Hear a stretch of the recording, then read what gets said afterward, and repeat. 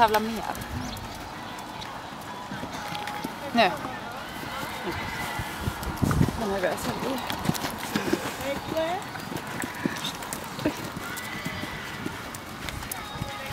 Maria Jakobsson på Årlig Vänsterryttarförening. Varsågod och vidare för den sista startande i avdelning A, Emma Klaman. Unghästar, då vet man aldrig.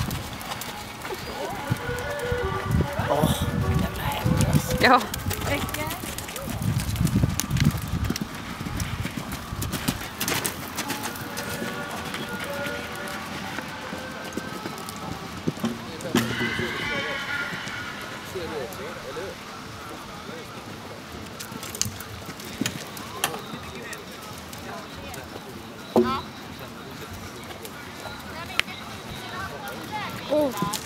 Ta i nu.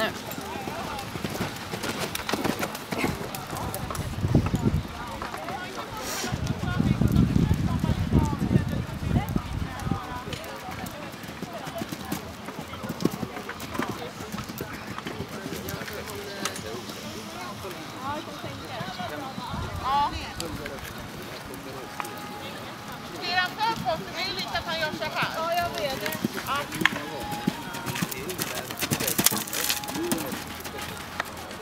Bra.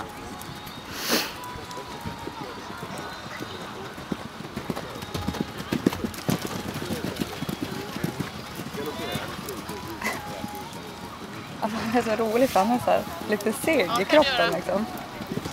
Men du, kom igen nu, första felfria här 1,20. Berätta och höra. Ja.